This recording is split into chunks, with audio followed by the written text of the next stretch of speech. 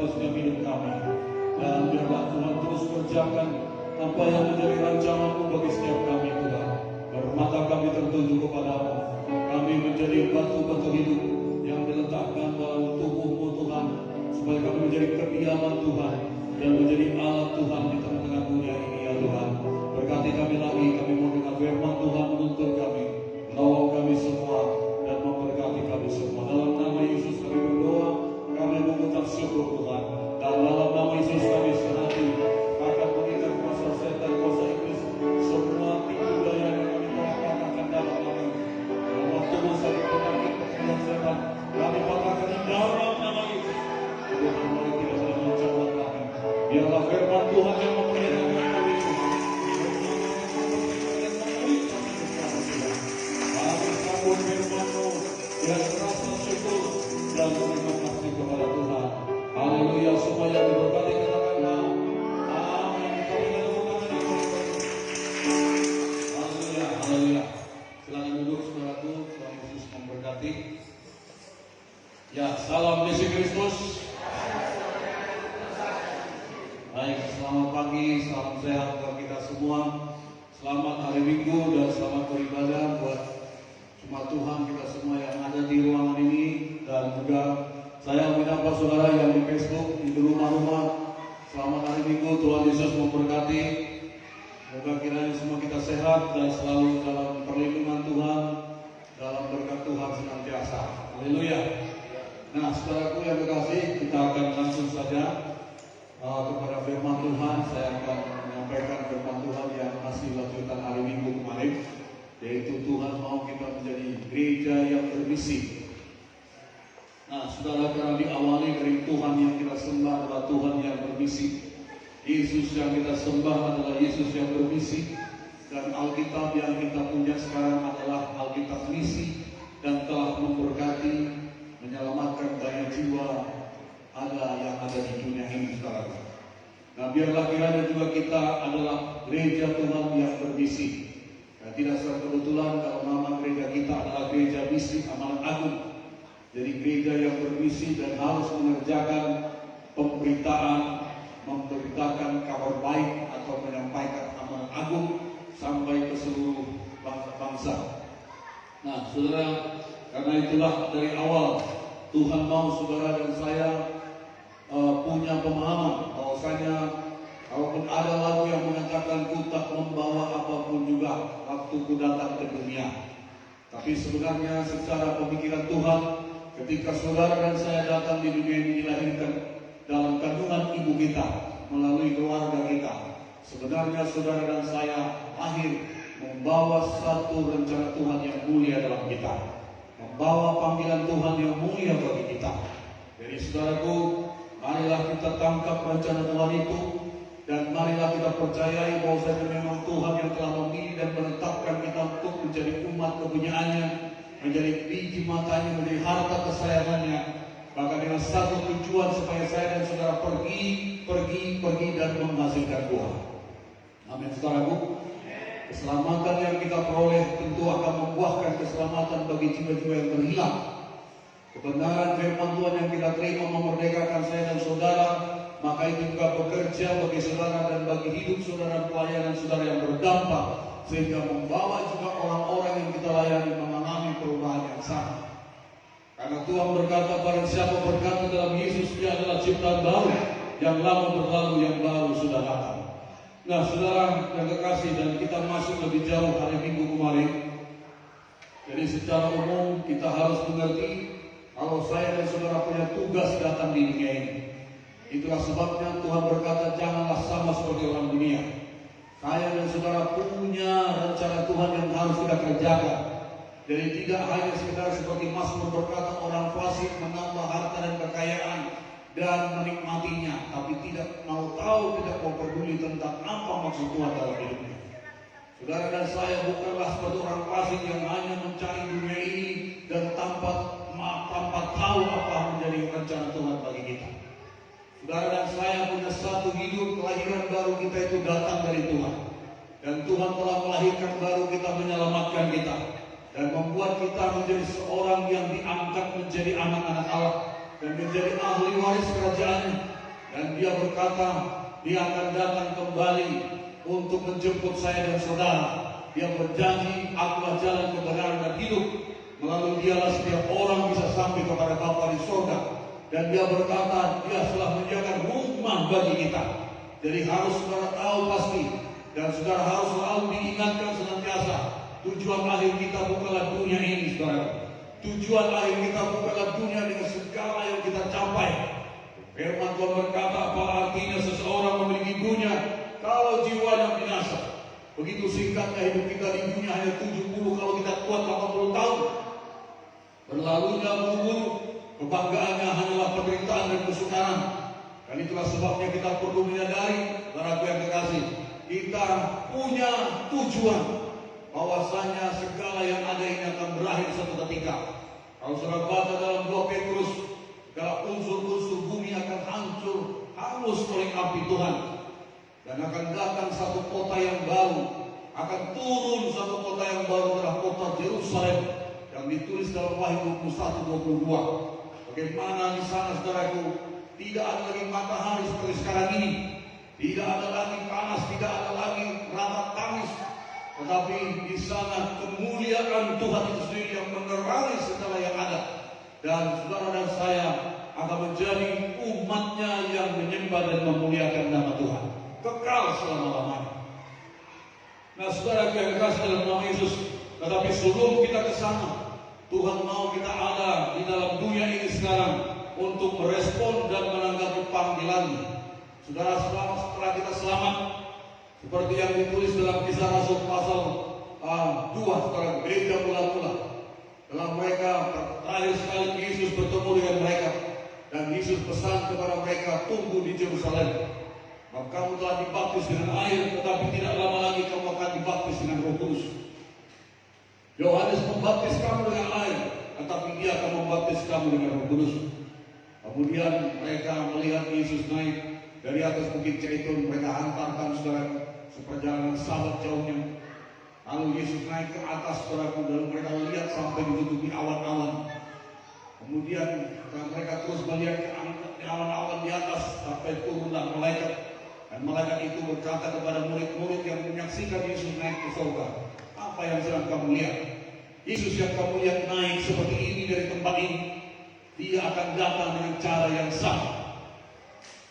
Saudara yang dikasih, jadi malaikat itu telah meneguhkan apa yang disampaikan oleh Yesus, bahwasanya Yesus akan datang kembali. Dengan cara yang sama dia terangkat dari atas bukit Zaitun. Dalam Zakaria pasal 14 ditulis, bahwa waktu Yesus turun dari surga, saudara, setelah 7 tahun, saudara, 2 kali 3 setengah masa, dalam pesta perkawinan anak domba, dia turun dengan pedang terbungkus di atas bukit Zaitun. Dalam Zakaria 14 ayat 1 sampai 6 dituliskan, dan dia akan memerangi kekuatan antikristus yang pada waktu itu berkuasa di bumi selama 7 tahun. Dia akan menang atas peperangan itu dalam perang Harmagedon. Dan dikatakan Yerusalem itu akan ada pertumpahan darah, sampai darah itu semata kaki. Nah, banyaknya orang akan dibantai. Kemudian saudaraku, Yesus menang dalam peperangan itu, dan dia ambil alih kekuasaan atas dunia. Dan mulai saat itulah mulai kerajaan 1000 tahun di muka bumi, dan pusat pemerintahannya itu dari Yerusalem sekarang ini.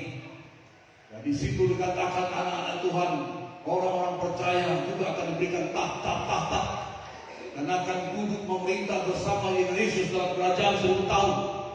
Yang diperintah itu siapa? Orang-orang dunia, orang-orang yang tidak ikut langkah. Dalam yang kasih diperintah selama 1000 tahun. Disitulah akan digenapi firman Tuhan mengatakan, setiap lutut akan bertelur, setiap lidah akan mengaku bahwa Yesus Kristus adalah Tuhan, bagi kemuliaan Allah Bapa. Karena tidak ada yang tidak takluk. Seluruh bangsa-bangsa akan datang membawa upeti, membawa persembahan ke Yerusalem. Kalau mereka tidak membawanya, maka akan datang kutuk, tidak turun hujan, dan bisa ada bara-bara yang bisa menyiksa mereka dalam kesehatan mereka.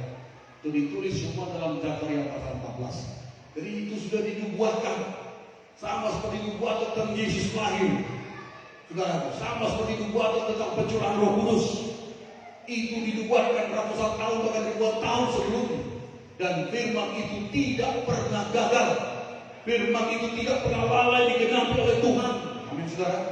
Jadi kalau ditulis dalam 2 Petrus pasal 3, mereka berkata dari dulu dikatakan Yesus datang.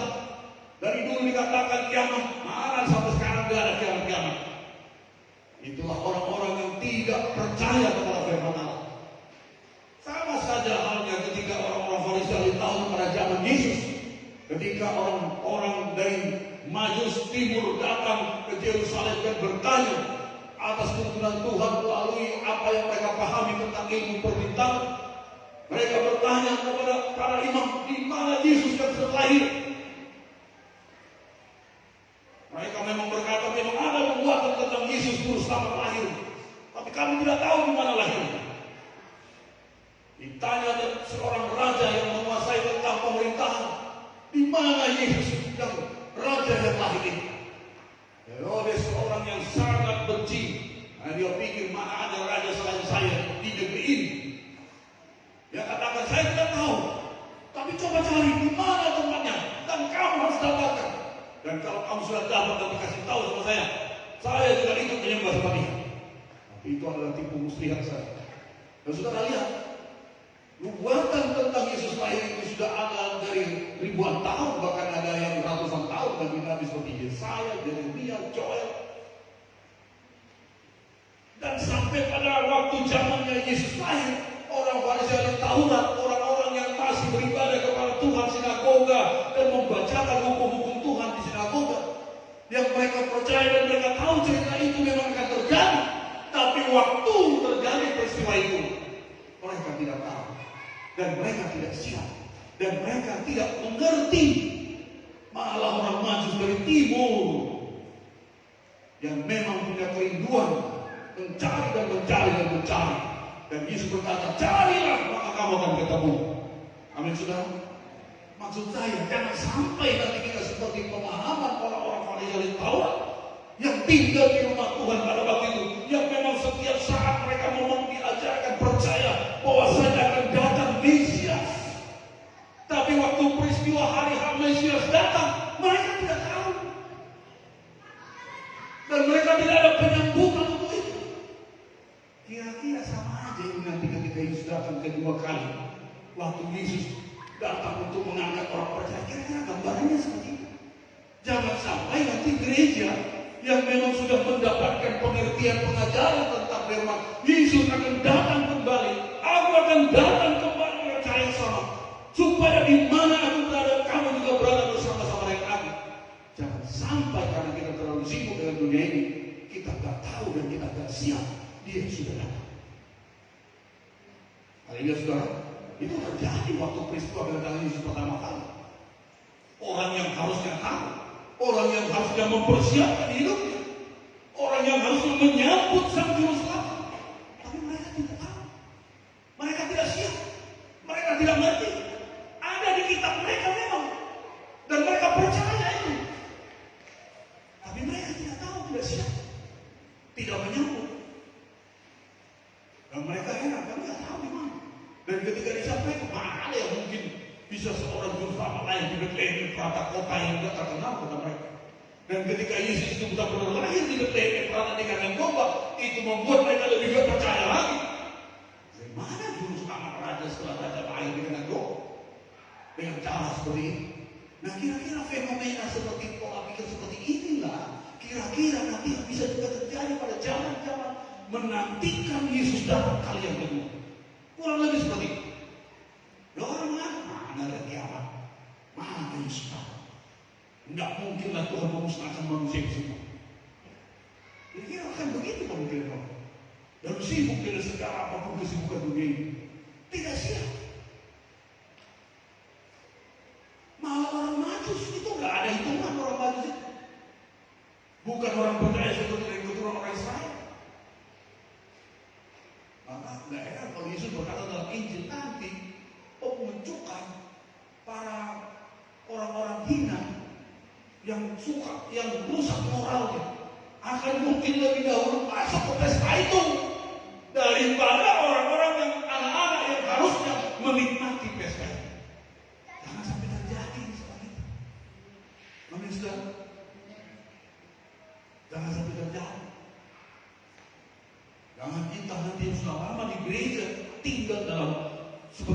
yang mengenal Tuhan.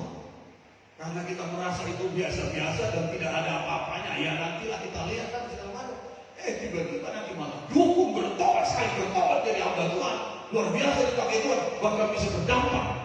Atau seorang yang tadinya menolak, tidak percaya, benci, lalu bertobat dan dipakai Tuhan, luar biasa bisa berdampak.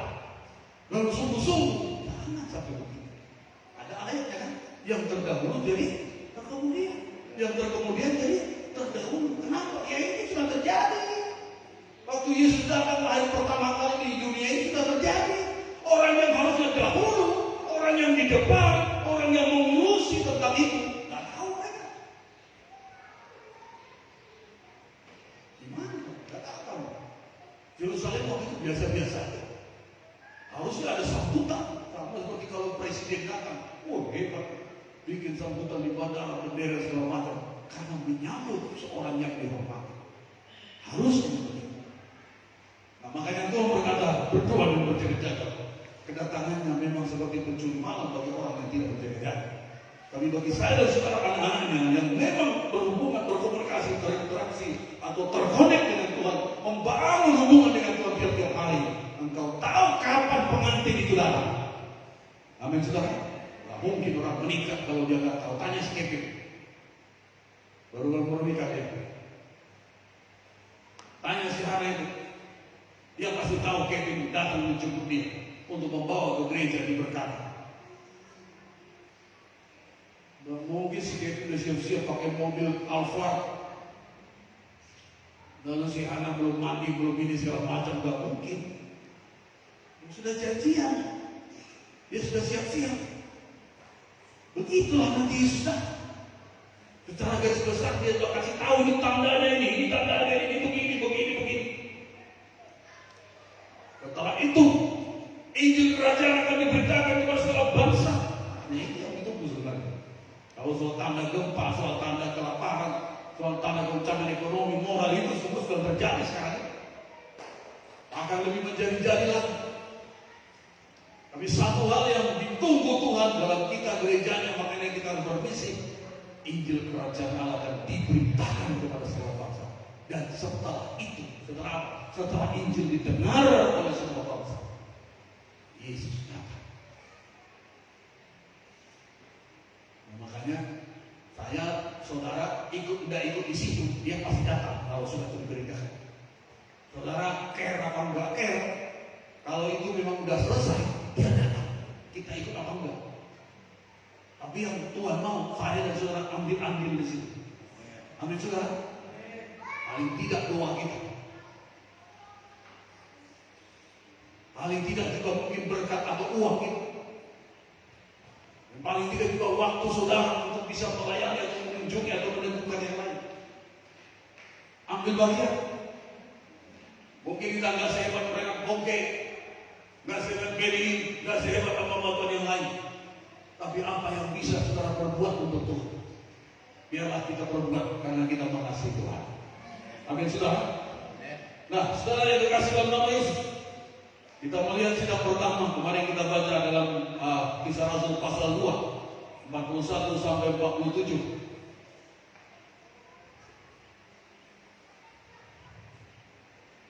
Saudara bisa lihat bagaimana saudara. Kisah 2 41 sampai 47. Mari kita lihat, ini adalah satu alat yang Tuhan buat. Nah, perhatikan, sekarang ini kita ikuti konsepnya Tuhan Yesus waktu dia membangun gereja. Jadi Tuhan pakai tubuhnya. Gereja itu tubuh Kristus, Yesus kepala. Itu makanya kalau ada orang membenci tubuhnya, membenci anak Tuhan, itu membenci Yesus. Makanya ketika Stefanus itu dibunuh, dan ketika dulu namanya Saulus dalam kemarahan besar pergi ke Damsyik untuk menangkap, memenjarakan dan membunuh anak-anak Tuhan, itu Tuhan berurusan. Kenapa? Karena yang diganggunya itu tubuhnya. Sampai waktu itu Saulus itu naik kuda, dia dijatuhkan oleh hadirat Tuhan. Kemudian Tuhan menerpa dia dan jatuh sampai buta 3 hari. Dan Tuhan bilang, Saulus, Saulus, mengapa engkau menganiaya aku? Padahal yang dibunuh oleh teman-teman si Saulus itu dia cuma jaga pakaian, tapi dia melihat mengawasi pembunuhan itu. Makanya dialah aktornya sebenarnya. Dilempari sampai mati itu Stefanus. Dan waktu dia melihat itu surga terbuka, dia melihat anak Allah duduk sebelah kanan Allah Bapa. Yesus duduk sebelah kanan Allah Bapa. Dia berdoa, Bapa ampuni mereka. Karena mereka tidak tahu apa yang mereka berbuat. Udah dilempari begitu mau mati pun. Karena begitulah kasih Tuhan menguasai hati. Bukan kutuk, bukan pembalasan, tapi dia berkata ampuni mereka Bapa. Betul-betul dikuasai oleh Kudus. Jadi dia mati dilempari sama batu. Dan itu disaksikan oleh Saulus. Mulai saat itu terus penganiayaan terhadap gereja mula-mula yang 3.000, 5.000 itu aniaya mereka. Saulus dengan kekuasaan penuh surat kuasa dari para imam-imam pergi sampai ke Damsyik mau menangkap, mau menjarakan anak-anak Tuhan. Karena mereka dikatakan selain rasul, anak-anak jemaat itu yang 5.000 itu lari semua menyelamatkan nyawa karena ada ancaman bahaya di Yerusalem pada waktu itu. Ada aniaya. Salah satunya Filipus yang pergi ke Samaria dan dia menginjil di sana, dan mulailah terbuka berita Injil dan gereja orang-orang percaya diselamatkan di Samaria. Saulus, mengapa kau menganiaya aku? Makanya Tuhan bilang jangan balas kejahatan. Kalahkan kejahatan dengan kebaikan. Kenapa? Kalau ada orang membenci, memusuhi atau mengganggu saudara, itu sama dengan mengganggu Yesus. Karena kita ini tubuh Yesus, Yesus adalah kepala. Kalau kaki atau anggota tubuh kita yang lain sakit, pasti kepala juga terasa. Ya kan? Begitulah Yesus, makanya berkata, mengapa engkau menganiaya aku? Padahal yang dibunuh Saulus itu adalah Stefanus, anak Tuhan, hamba Tuhan. Tapi Tuhan berkata, mengapa engkau menganiaya aku? Dari situlah Tuhan bicara, lalu dia ditetapkan, kau tetapkan menjadi hambaku dan memberitakan Injil sampai ke raja-raja, dan oleh karena berita Injil kau banyak mengalami aniaya dan siksa. Itu panggilan khusus oleh Saulus. Nah, semua pula seperti ini. Amin. Jadi tolong supaya saudara mengerti konteksnya ya. Gak semua seperti Saulus, gak semua seperti Petrus. Gak perlu saudara alami penderitaan yang dialami Saulus. Kalau nggak perlu, amin. Nggak perlu saudara harus mengalami Stefanus dilempar dari jam mati sampai jam batu sampai mati. Nggak semua. Karena Tuhan yang punya desain untuk itu. Tapi paling tidak secara general, kalaupun kamu menderita karena namaku, berbahagia. Kalau kamu dianiaya karena namaku, karena kebenaran, berbahagia. Sebab itu kasih karunia. Amin saudara. Karena memang kita ditetapkan bukan hanya untuk percaya, tapi juga menderita bersama dengan Dia. Amin. Supaya dipermuliakan bersama dengan Dia. Amin saudara. Amin. Jadi anak Tuhan harus siap-siap begitu ya. Amin. Dikucilkan dari keluarga karena tidak ikuti cara-cara dunia, harus siap.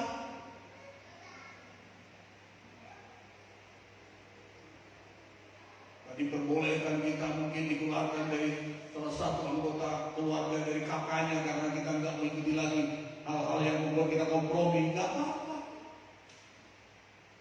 Itu salah satu bentuk penderitaan. Dia bukan hanya dipancung atau apa, bukan, banyak yang namanya bentuk-bentuk penderitaan.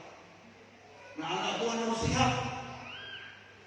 Jangan mau menyenangkan hati manusia semua. Nggak bisa kita senangkan hati manusia. Yesus pun tidak bisa menyenangkan hati manusia waktu dia hidup. Tidak bisa. Dia berkata, aku mau melakukan apa yang menjadi kehendak Bapa. Ada pro kontra, itu memang sudah kehidupan seperti itu. Nah, anak-anak Tuhan harus selalu sukacita menghadapi kondisi ini. Amin saudara.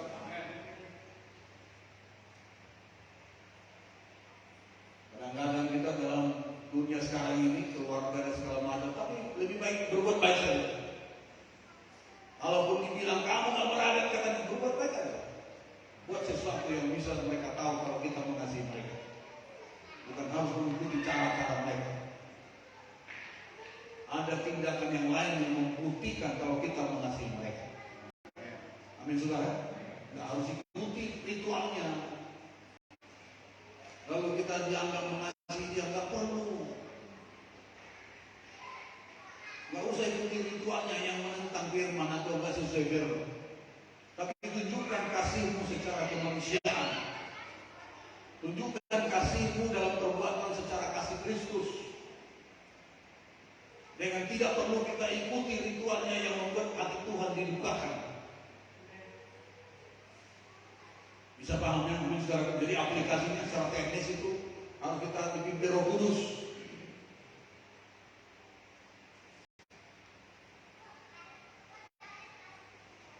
Walaupun bagaimana tanggapan mereka. Nah, mari kita lihat gereja Pulau lain.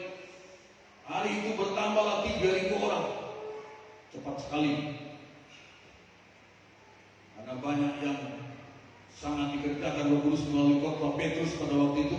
3.000 orang langsung memberi respon dibaptis. Kemudian beberapa waktu tidak lama menjadi 5.000. Kisah Rasul 4 ayat 4. Ditulis 5.000. Tetapi di antara orang yang mendengar ajaran itu banyak yang menjadi percaya. Mendengarkan ajaran yang disampaikan murid-murid rasul-rasul. Sehingga jumlah mereka menjadi kira-kira 5.000 orang laki-laki. Masih laki-laki, belum perempuan, belum anak-anak. Cepat dari 3.000 langsung tambah lagi 5.000, belum istri-istri mereka. Nah, ini pekerjaan Roh Kudus. Apa yang menyebabkan itu? Dikatakan mendengar ajaran itu. Ketika orang itu mendengar ajaran murid-murid itu adalah ajaran yang mereka terima dari Yesus. Standar yang mereka terima dari Tuhan.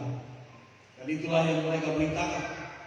Dan Roh Kudus meneguhkannya kepada mereka. Nah, saudara yang dikasih, apa yang mereka perbuat? Gereja mula-mula. Kita belajar ini.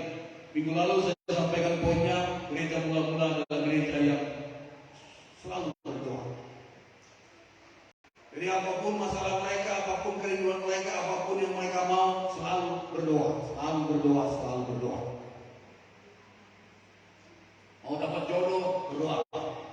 Mau pekerjaan, berdoa. Mau nilainya bagus, berdoa sambil belajar. Mau usahanya diberkati, doakan. Semua berdoa. Ada hal yang mereka perlukan, membantu pelayanan, dibutuhkan orang-orang menangani pelayanan sosial pada waktu itu. Mereka doa. Lalu dipilih 7 orang yang penuh Roh Kudus, penuh hikmat, dan penuh dengan kebajikan. Membantu rasul-rasul pada waktu itu. Kisah Rasul pasal 6. Jadi doa semua. Ketika mereka dilarang memberitakan Injil, janganlah kau beritakan nama itu, berhenti. Mereka nggak cari deki, mereka nggak cari polisi, mereka nggak cari siapa. Mereka kumpul berdoa. Dalam Kisah 4 dikatakan mereka berdoa lagi. Dan waktu mereka berdoa, penuhlah mereka dengan Roh Kudus sampai tempat mereka yang berdoa itu bergoyang. Jadi selalu mereka mengandalkan doa. Selalu mereka berdoa, selalu mereka berdoa. Didahului dengan doa. Dan ketika berdoa, maka artinya Tuhan telah turut bekerja dalam segala sesuatu yang akan mereka lakukan. Jadi luar biasa. Memang kadang-kadang kalian nggak kelihatan hasilnya, ya. Memang sepertinya kok nggak ada apa-apa kelihatan. Tapi tahukah saudara, semua yang kelihatan sekarang ini itu dimulai dengan dunia roh. Semua yang sudah jadi fakta sekarang kita bisa lihat, kita bisa raba, kita bisa rasakan. Itu semua timbulnya dari alam roh yang nggak kelihatan. Jadi harus dijadikan dulu dalam alam roh, maka dia menyatakan Tuhan dalam alam dunia badani sekarang ini. Sama seperti zaman penciptaan. Dunia belum terbentuk dan kosong gelap gulita meliputi samudra dan roh Allah melayang-layang. Ada roh Allah. Dan ketika berfirman Allah, jadilah telah. Jadi telah. Tadi nggak ada. Tapi ada roh Allah yang mengurapi firman Allah, yang menghidupkan firman Allah, yang bisa membuat yang tidak ada menjadi ada. Roh Allah, Allah itu sendiri, Allah yang menciptakan, Allah yang membuat, Allah yang bisa membuat yang tidak ada menjadi ada. Makanya sama dikatakan Matius 12:36-37 itu, menurut ucapanmu kau dihukum, menurut ucapanmu kau diberkati, itu betul. Karena memang hidup dan mati dikuasai lidah, siapa suka menggemakannya menuai hasilnya. Amsal 18. Maka dimulai dulu dari alam roh yang gak kelihatan. Bagaimana supaya bisa? Ya diperkatakan. Amin, saudara. Perkatakan, dipercayai, diperkatakan. Gak kelihatan memang. Tapi sama seperti yang terjadi pada pohon ara yang kering sampai ke akar-akar. Waktu Yesus dan murid berjalan dari Bitinia mau ke Yerusalem, di tengah jalan Yesus lapar dan dia mendekati pohon ara yang sedang rimbun di pinggir jalan. Dia mengusik dari daun-daun yang ternyata gak ada satupun buah. Dan dia mengeluarkan perkataan. Ini perkataan seperti sama dengan waktu penciptaan. Mulai hari ini tidak seorang pun makan buah pun sampai selama-lamanya. Kelihatan masih indah waktu itu. Dan murid-murid mendengar, melihat Yesus ngomong begitu. Dan kemudian mereka melanjutkan perjalanan ke Yerusalem. Besoknya mereka pulang lewat dari jalan itu. Dan Petrus melihat, guru, pohon ara yang kau kutip kemarin sudah kering sampai ke akar-akarnya. Nggak tahu menit keberapa perkataan itu bekerja. Nggak tahu berapa jam kuasa perkataan itu bekerja. Tapi yang pasti ketika mereka besoknya lewat dari situ dan Petrus menyaksikan pohon ara yang kau kutuk itu sudah kering sampai ke akar-akar. Yesus memberikan pemahaman kepada mereka, percayalah kepada Allah. Kalau kau berkata kepada gunung ini berada dan tercampak dalam laut asal kau tidak bimbang, tapi kau percaya bahwa perkataan akan jadi padamu, maka hal itu akan jadi padamu. Nah itu sama seperti Tuhan menciptakan langit dan bumi. Jadilah terang. Kenapa bisa? Karena ada roh Allah. Roh Yesus, roh kudus itu juga ada pada saya dan saudara. Karena setiap orang yang lahir baru terima Yesus memiliki roh Allah. Maka roh Allah di dalam kita itulah yang membuat perkataan kita itu berkuasa. Roh Allah di dalam kita itulah yang membuat apa yang kau katakan itu bisa jadi. Karena roh itu menciptakan. Roh itu bisa membuat sesuatu yang tidak ada menjadi ada lewat saudara memperkatakan. Maka dikatakan hidup atau mati dikuasai lidah. Siapa suka menggemakannya, mengatakannya, maka itu akan dia terima. Jadi mulai sekarang saudaraku, apa yang kelihatan ini itu diawali dari dunia alam roh yang gak kelihatan oleh mata, tapi sebenarnya dia fakta. Jadi sampai dia nanti menjadi dalam dunia kenyataan, itulah yang harus saudara percaya. Maka Yesus mengajarkan dalam doa Markus 11:20, 24, 25, 26, apa saja yang kau minta dan doakan, percayalah kamu telah menerimanya, maka hal itu akan diberikan padamu. Percaya dulu sudah menerimanya, maka hal itu akan diberikan padamu apa yang kita percaya itu. Kenapa? Karena memang itu sudah ada di dunia roh, cuma belum jadi di dunia fakta. Maka supaya jadi, supaya turun, ya percaya kamu sampai kamu melihatnya. Kamu seolah sudah terima, maka hal itu akan diberikan padamu.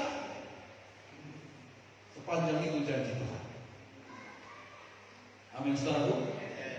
Nah, dari doa, maka penting berdoa. Selalu mungkin doa kita itu mungkin nggak hari ini, mungkin nggak bulan ini, mungkin nggak tahun depan. Maka satu ketika begitu lama baru kita udah pernah saya doakan. Oh ternyata sekarang Tuhan bisa terjadi seperti ini. Kita bisa renung-renungkan, ingat, oh iya ya, ini udah lama aku doakan. Oh puji Tuhan, ternyata Tuhan itu tidak pernah lupa akan doa-doa kita, saudara ya. Itu sebabnya harus selalu berdoa dan bersyukur. Amin. Tidak lupa dia, tidak pernah lupa. Masalah dia kasih tahun berapa, itu memang kedaulatan Tuhan. Ya, kita nggak bisa maksa Tuhan, karena Dia bilang, aku tahu rancangan apa yang ada pada aku, makanya kamu. Yeremia 29 ayat yang ke-11. Aku tahu rancangan apa yang ada pada aku mengenai kamu. Karena yang membuat kita itu Dia. Jadi Dia punya desain, punya rencana, punya maksud dan tujuan untuk kita. Makanya masalah waktu, kapan dan kairos itu ya memang Dia yang atur. Kita nggak bisa atur sebagian saya dan saudara berdoa percaya dan bersyukur, bersukacita senantiasa. Amin.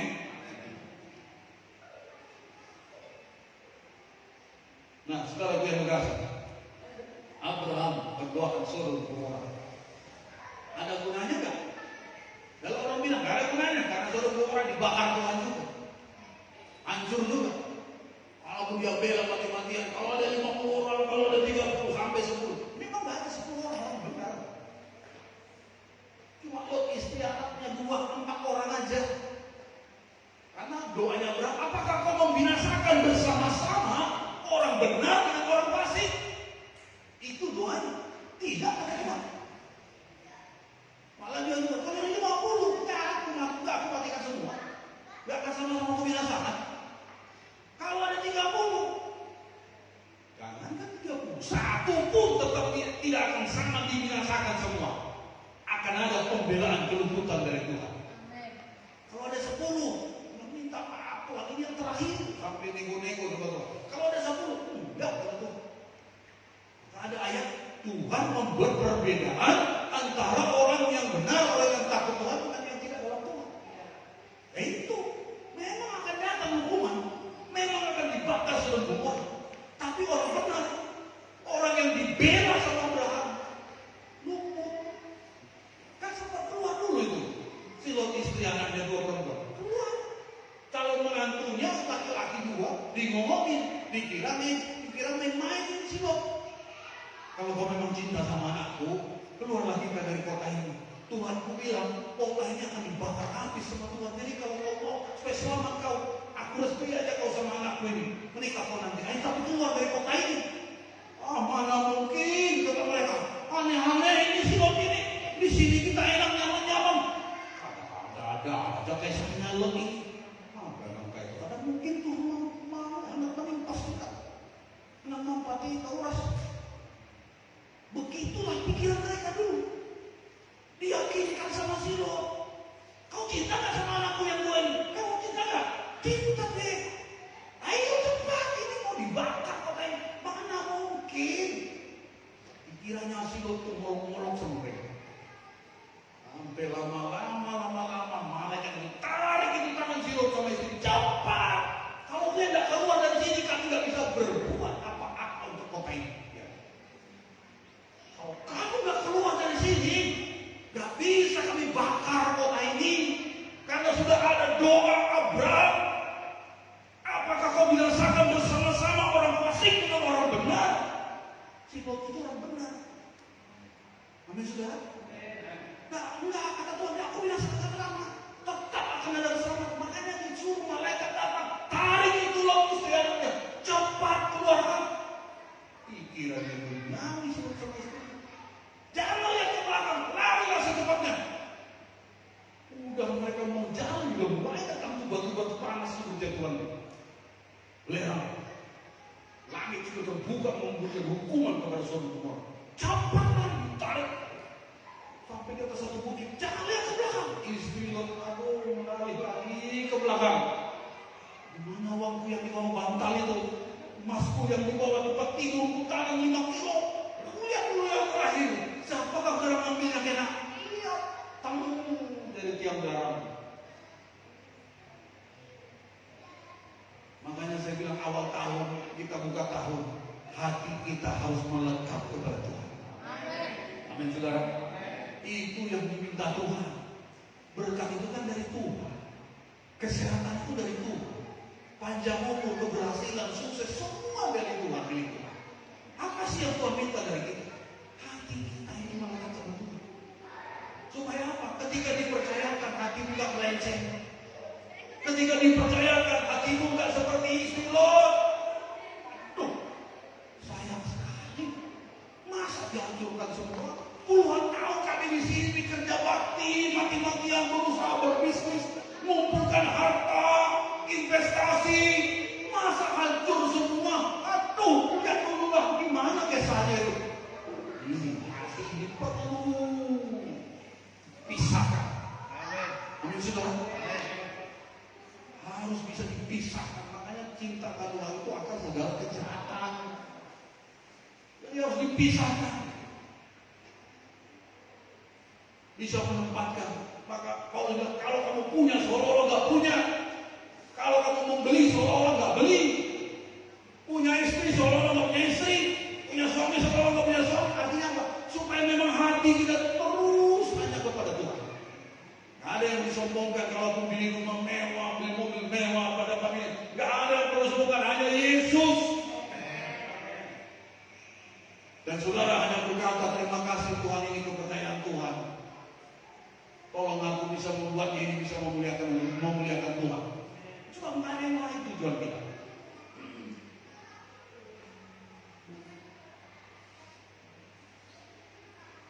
Jangan nanti datang trompet, sangkakala berbunyi, tong, pulang semua, sinar dari timur ke barat memancar. Orang kudus dipanggil, tapi saking kita sibuk semua. Mungkin nanti bau itu malah dari keluar. Halu banget bau itu malah 13. Mereka di Jepang tahu apa? Di Jepang tahu. Contohnya. Mangun ike, aduh kabun ike, sawit ike malah itu halu bunga. Lagi aku, yang sawit tuh. Kenapa kan? Pamannya. Jangan lagi. Kalau dipanggil pulang. Jangan tengking-tengking. Setan iblis pergi kau setan. Bukan setan. Ini sudah kan.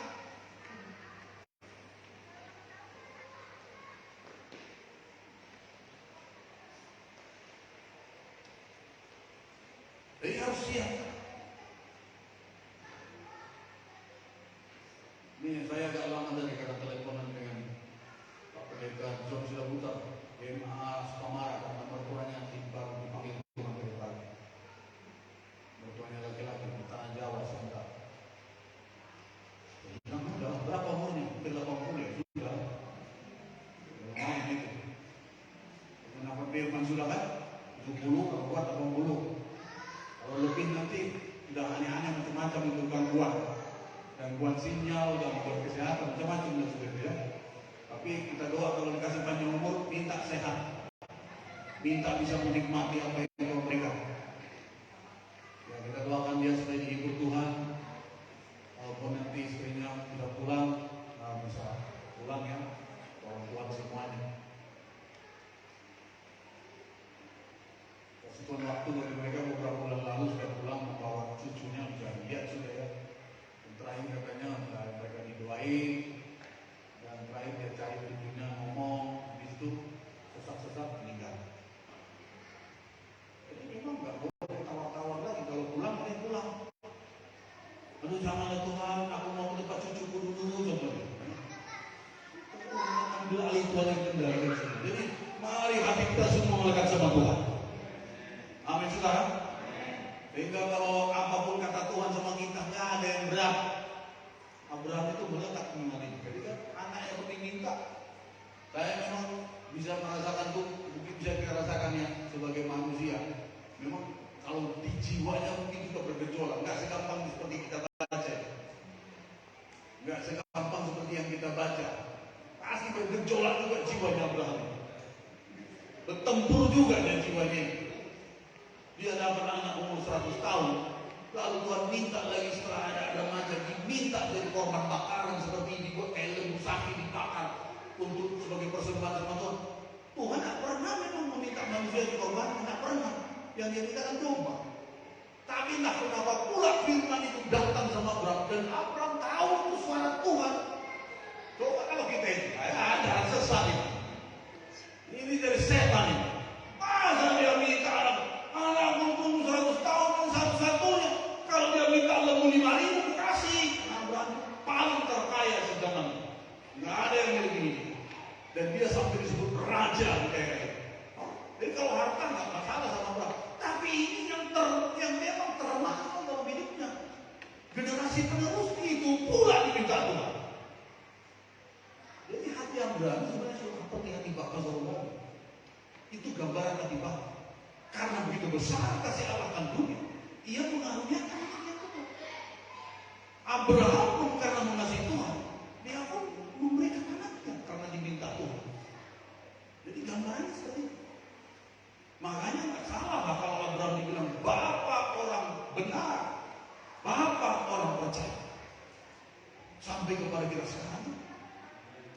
Amin saudara. Tapi harga yang dia bayar untuk itu kan tidak mudah, tidak gampang. Jangankan anak satu-satu, itu kan Bapak di sorga. Anaknya yang tunggal diberi. Abraham, anaknya yang tunggal diberi. Itu gambaran Bapak di sorga. Jadi kalau cuma waktu kita yang diminta, kalau cuma persetujuan kita yang diminta, atau mungkin saudara melayani atau apapun waktu saudara, itu hal yang masih wajar, yang bisa kita lakukan sebagai rasa syukur sama Tuhan. Belum ada permintaan diminta Tuhan sama kita yang rasanya menyiksa hidup kita sehingga menderita sekali, ya kan? Belum ada kan? Belum. Karena kita masih terlalu banyak menawar-nawar. Itu udah banyak tawar, diskon. Bisa lah Tuhan, bisa lah Tuhan, bisa lah Tuhan. Aduh, Tuhan. Mana lagi kalau kayak Tuhan? Bawa anakmu. Orang muda kaya gagal, nggak bisa dia. Kalau kau betul-betul mau sempurna menjadi anak Tuhan dan mendapatkan segalanya, jualan kamu, kasih sama orang miskin. Itu kurang lebih. Tapi itu kan belum bicara nyaman. Masih harta benda. Jauh kelasnya dengan Abraham. Jauh. Kalau harta bisa dicari, nyawa nggak bisa. Tapi itu pun gagal dia. Sedih hatinya, balik kanan dia, ditinggalkannya Yesus. Yang ngomong itu Yesus, yang khotbah itu Yesus. Berani dia tinggalkan. Makanya hati-hati. Tuhan tuh gak sulit kasih kita kaya. Tuhan tuh gak sulit kasih kita sembuh diberkati. Gak sulit karena itu punya dia. Amin sudah. Yang sulit itu apa? Mengubah hati seorang kaya itu untuk mengasihi Tuhan. Itu pergumulan.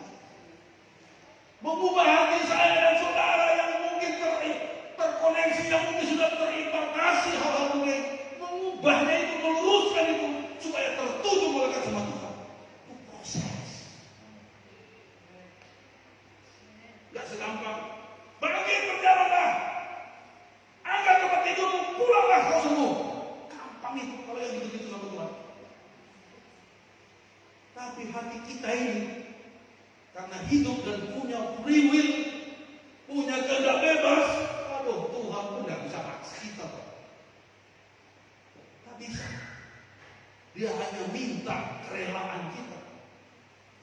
Dia hanya minta kita mengerti dan menyadari. Makanya harus dengan kasih.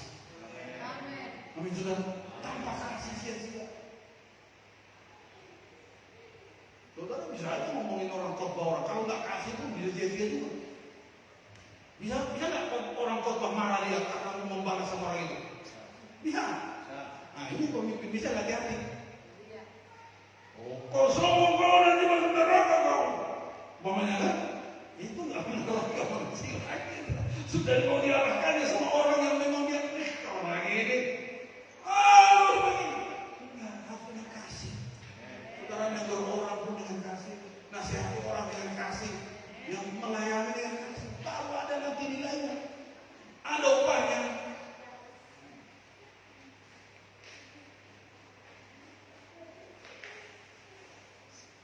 Nah, saudara terima kasih. Mengubah hati kita itu lebih sulit. Karena memang Tuhan harus minta kerelaan saya dan saudara untuk mengalami perbaikan di dalam Tuhan. Makanya saudara gak usah heran kalau yang namanya sembuh itu, kalau namanya diberkati apa itu nggak terlalu lama, karena itu nggak kekal. Itu nggak kekal. Apa ya nggak? Kita sehat emang kalau sehat terus mana bisa? Tetap akan mati kok. Didoain sembuh dalam nama Yesus sembuh. Amin. Jalan. Emang terus terkadang, emang terus seperti itu kan? 80 pulang. Mau kaya diberkati luar biasa, oke, dapat mobil, dapat rumah, dapat istri, dapat anak, cucu dan segala macam. Akhirnya mana? Apakah memang seperti itu terus? Tetap pulang. Tidak ada yang dibawa. Itu nggak kekal. Yang kekal itu apa? Buah roh. Amin saudara. Yang kekal itu apa? Responmu terhadap kebenaran yang membuat saya dan saudara menjadi ciptaan baru, itu kekal. Itu yang saudara kerjakan dan dengan kerelaan kepada Tuhan. Orang kaya tidak kekal. Besok bisa miskin dia. Orang miskin tidak kekal juga, besok bisa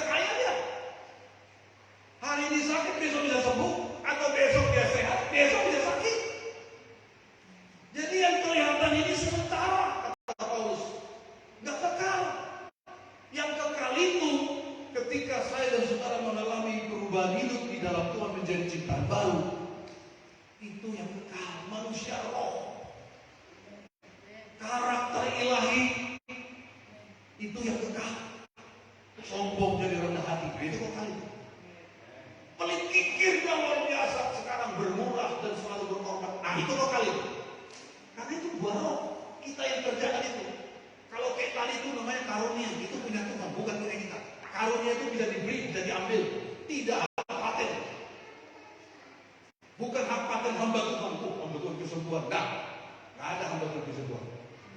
Hamba Tuhan punya karunia, nggak ada itu. Yang punya karunia itu Roh Kudus. Makanya nggak boleh kita membanggakan diri seolah-olah kita punya hak paten, itu nggak bisa. Jangan salah, nanti jangan-jangan hamba Tuhannya didewakan jadi. Hamba Tuhannya jadi seorang sosok yang dijadikan mirip-mirip seperti Allah. Marah Tuhan nanti.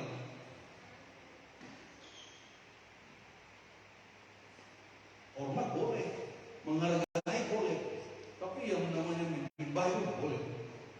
Itu hanya ditujukan sama Tuhan. Karena kita menyadari itu milik kepunyaan Tuhan. Tapi ketika itu beroperasi dalam diri pelayanan kita, maka berikan hormat sama Tuhan, jaga hati jangan sombong. Tetap berikan kemuliaan bagi Tuhan. Amin saudara. Itu rendah hati. Nah, tuh jadi berdoa. Gimana hari Jumat kemarin? Sudah semakin banyak yang berdoa. Ingatin terus, hari ini kita sudah sapa semua saudaraku. Kalau ada yang mau dijemput, kasih tahu supaya saya jemput bilang. Hari Jumat. Amin.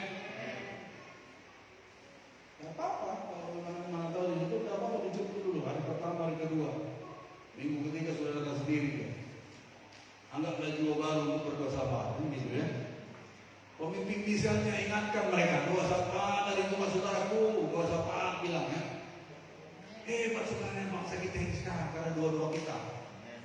Saudara harus menyadari itu ya.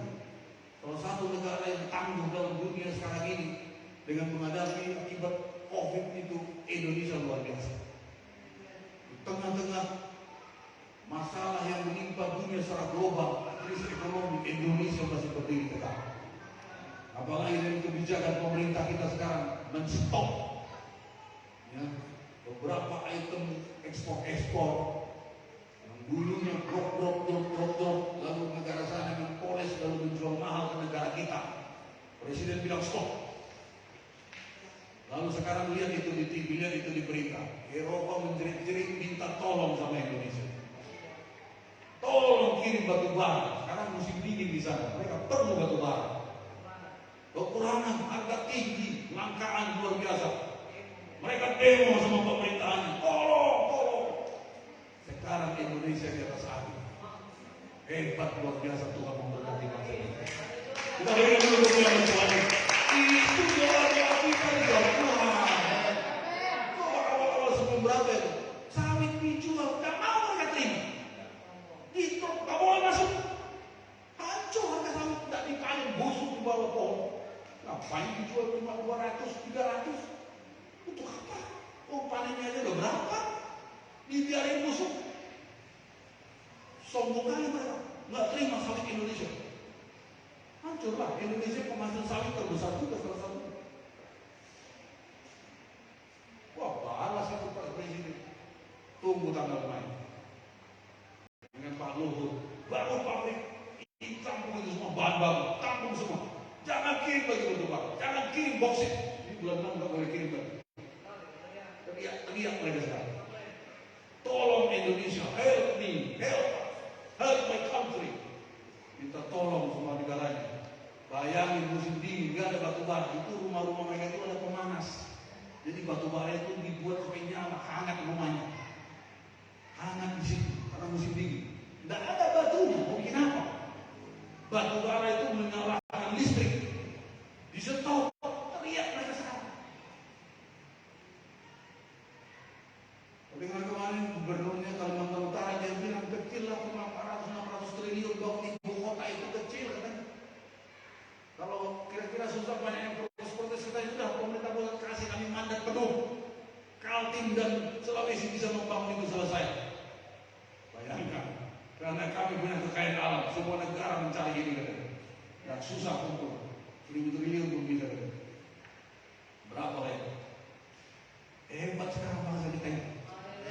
Makanya nggak usah pikirkan TKI ke Malaysia. Ke Malaysia mau menjerit sekarang. Mereka mengakui itu Indonesia lebih hebat dari kita sekarang. Ngapain ke sana? Di sinilah saudara berdoa, di sinilah saudara diberkati. Itulah gunanya kita mendoakan bangsa kita. Amin saudara. Hebat bangsa kita ini luar biasa. Dan dengan paparan Pak Luhut kemarin, investasi luar biasa, keuangan semua bagus.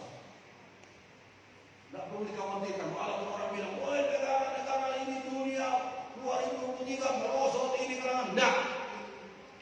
Saya bilang kalau anak-anak Tuhan di Indonesia berdoa, hamba Tuhan berdoa, Indonesia pasti diberkati. Indonesia pasti diberkati. Indonesia pasti diberkati. Dan itu sudah kita lihat sekarang. Di tengah krisis IKN dibangun. Bayangkan. Apa yang kita bilang? Semua proyek jalan. Jalan tol, proyek segala macam, jalan semua. Dan bayar pajak. Amin saudara. Bayar pajak, yang pernah tahu. Haleluya. Bangsa kita termasuk bangsa yang patuh. Ya. Luar biasa. Ini mau pemilu. Ini sebenarnya kalau saudara perhitungkan, kalau dibilang orang 2023 itu krisis, saudara tahu Indonesia 2024 akan melaksanakan pemilu, pilkada, pemilihan legislatif eksekutif. Saudara tahu berapa ribu triliun uang akan dikeluarkan untuk itu. Artinya Indonesia punya banyak uang. Bukan krisis. Amin saudara. Ribuan triliun itu pelaksanaan pemilu itu. Dari mana kalau nggak Indonesia punya uang? Karena itu punya dana yang cukup besar. Artinya perputaran uang ekonomi di Indonesia ribuan triliun pada 2023-2024. Nggak ada yang krisis. Anak-anak Tuhan sepanjang mau kerja berusaha nggak krisis. Mau dia menabung, mau dia kembali ke milik Tuhan, percaya sama Tuhan, nggak krisis. Yang setuju katakan amin. Ya saudara, bangga Tuhan memberkati bangsa kita. Luar biasa. Banggalah jadi warga Indonesia. Sekarang negara-negara luar melirik ke Indonesia. Tolong kami, tolong kami. Waduh, hebat Indonesia. Luar biasa Tuhan memberkati bangsa kita ini ya. Jadi sekarang nggak usah pikir kemana-mana. Itu IKN akan menyerap ribuan tenaga kerja. Siapkan SDM-mu. Sehingga kalau bertanding nanti dengan orang ibu kota, sekarang ibu kota akan pindah ke Kalimantan. Supaya saudara bisa ambil bagian di situ. Mau bisnis kah, mau ikut di IKN kah, mau apa kah. Ini rumah-rumah mereka punya mes orang tukang-tukang itu sudah siap dibuat berapa menara. Akan menampung pekerja-pekerja di situ dalam beberapa waktu tahun ke depan. 2024 sudah upacara kemerdekaan RI yang pertama di situ. Hebat kan bangsa kita ya. Jadi banggalah sebagai warga Kalimantan juga kita ada di pulau ini. Aksesnya nanti akan terbuka sampai ke Kalimantan Tengah. Jadi kalau punya tanah jangan jual tanah ya, saya pesan. Kalau perlu kau yang beli tanah. Enggak ada amin.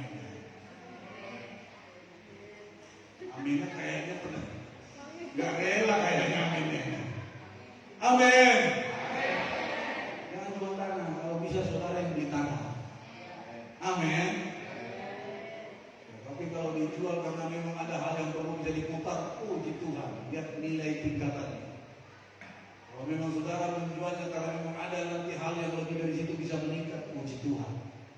Nah, Bapak, saudara yang tahu bagaimana kondisinya. Yang penting anak Tuhan tidak turun tapi naik. Bisa nggak saya jual ini 1 miliar, bisa jadi 5 miliar? Bisa nggak? Itu orang kalau pengusaha pasti tahu. Atau orang yang punya kali-kali punya tujuan, punya sesuatu yang penting ini dijual karena akan ada kehidupan yang lebih baik. Tidak masalah. Karena kita punya hati tadi tidak terikat, hanya terikat sama Tuhan. Sepanjang saudara melakukan firman, kalaupun itu dijual, ada teman saya pendeta di sini, beli mobil saya dijualnya sekian, beli tanah ini, dia nggak punya uang malah, dia nggak punya uang orang aja nggak putar. Pak, ini kita tanam mau dijual segini, kalau bapak punya dana, ayo kita selesaikan nanti bapak sekian. dijual lagi. Sekarang dia punya di Palapan itu punya beberapa tempat pasar. Jadi dia per bulan dia dapat untung disewakan kan, lalu dia kasih sebagai sekian persen kepada yang punya modal. Nah ini hebat juga pendeta. Jadi artinya dia menjual itu untuk sesuatu yang lebih mendapatkan sesuatu. Artinya firman harus berlaku, tidak turun tapi naik. Jadi saudara yang tahu bagaimana teknisnya, yang penting sukacita, bersehati. Amin saudara. Lihat Tuhan pasti menolong saudara. Puji Tuhan. Doakan semua supaya Tuhan yang punya kendali, Tuhan yang memimpin setiap pergerakan saudara dan tidak ada yang sia-sia. Yang kedua, saudara yang kasih, sidang gereja mula-mula itu mereka bertekun dalam pengajaran rasul-rasul. Nah, ayat 41 Kisah pasal 2 41 dikatakan seperti ini saudaraku. Dalam Kisah pasal 2 41, orang-orang yang menerima perkataannya itu memberi diri dibaptis, dan pada itu jumlah mereka bertambah kira-kira 3.000 jiwa. Mereka bertekun dalam pengajaran rasul-rasul dan dalam persekutuan, dan mereka selalu berkumpul untuk memecahkan roti dan berdoa. Bertekun dalam pengajaran rasul-rasul. Jadi mereka nggak mau lagi ke sinagoge, tempat ibadah orang Yahudi yang dulunya mereka sebelum ke sini, di sana mereka dapat ini beribadah, dibacakan 10 hukum Taurat, ya, melaksanakan ritual-ritual ibadah dan tuntunan hukum Taurat yang digariskan di bawah Paulus ini. Jadi guru-guru mereka ini dulu orang Farisi, ahli Taurat, orang Saduki. Tapi setelah mereka percaya pemberitaan Petrus dibaptis, mereka nggak pergi lagi ke sana. Mereka sudah ada dalam satu komunitas yang baru, yang kelompok 3.000 menjadi 5.000 dan terus bertambah. Mereka ini kumpul dalam satu komunitas yang baru ini. Itulah gereja mula-mula. Dan mereka ini sekarang mendapat menu makanan rohani dari rasul-rasul, murid Tuhan Yesus yang mengajarkan pengajaran-pengajaran dari Tuhan Yesus kepada mereka. Nah, mereka bertekun di situ. Nah, makanya sekarang kita bagi saudara yang belum training kemarin itu, ini kita sudah buka training minggu. Basic Mission Kingdom. Nah, saudara, hari Minggu kemarin sudah mulai. Nanti yang sudah silakan dilanjutkan, yang masih belum silakan bergabung. Karena memang dengan cara itulah saudara dan saya bisa jadi murid.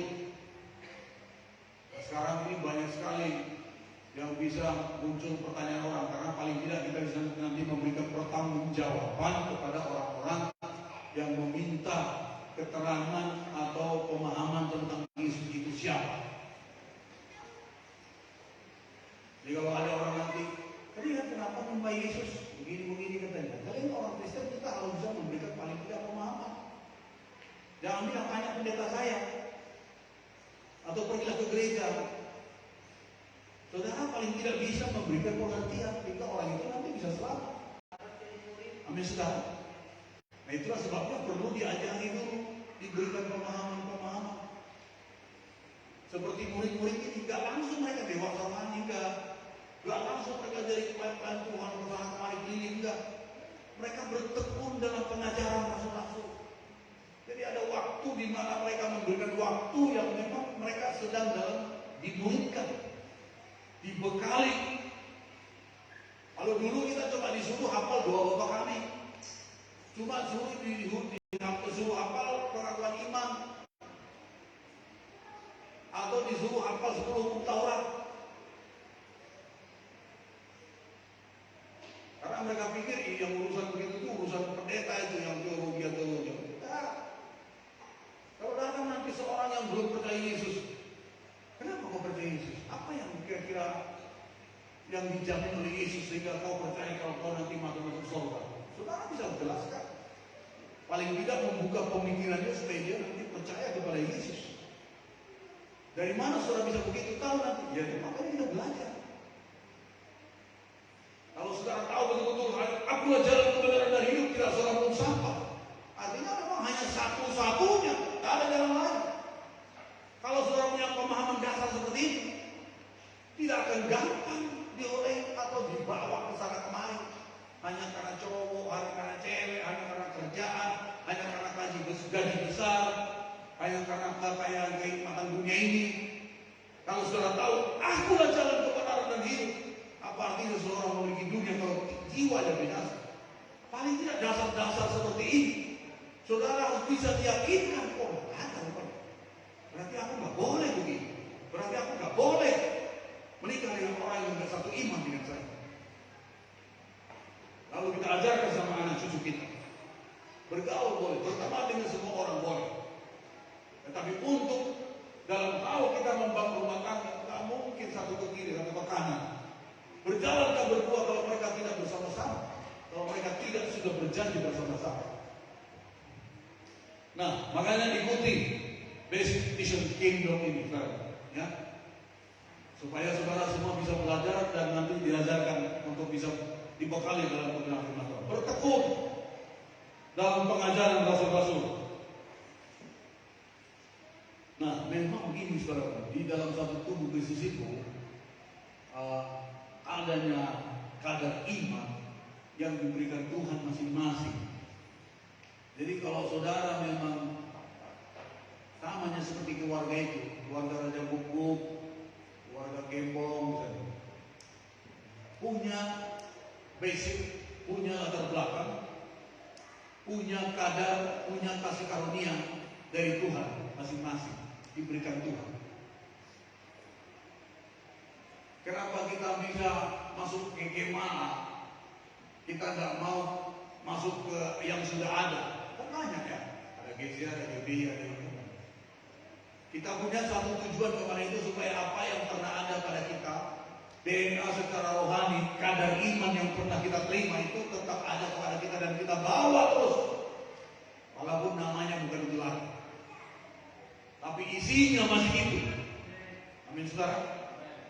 Itulah yang menjadi kerinduan kita kemarin. Ditambah lagi pewahyuan, penyingkapan yang Tuhan berikan pada kita untuk lebih lagi pelayanan ini semakin bisa menjadi berkat ke depan. Jadi masing-masing punya. Kita menghargai tubuh Kristus lain yang mungkin juga sama-sama injili, yang mungkin juga sama-sama karismatik. Kita menghargai karya Tuhan karena Tuhan begitu kaya. Ada gereja yang tidak terlalu banyak menyembah, nggak apa-apa. Karena memang itulah yang mereka tangkap. Ada gereja harus semua pakai minyak-minyak, ya nggak apa-apa. Tapi kalau nggak ada minyak pun ya tetap bisa didoakan. Amin saudara. Metode penyembuhan Yesus, kamu satu macam, nggak satu macam. Gak ada ngambil dia ludahi lu tangan, ditaruh di matanya, udah basuh mata untuk pulang sidoh, kamu sembuh. Tapi kalau nggak disuruh Tuhan, jangan begitu sama jurubal sekarang. Bahaya kita kan. Haleluya. Ada Yesus pernah menyembuhkan orang, campur debu, lapar ke matanya. Ini kok basuh ke kolam yang di belakang gereja gimana? Tahu dia pulang ke sini pula dia kan? Ngapain kau? Ada tadi yang bantuan dari GMA bilang, aku mau cuci muka di sini ada kolam. Di mana kolam? Oh itu. Cuci muka nggak sembuh, marah-marah dia nanti kan?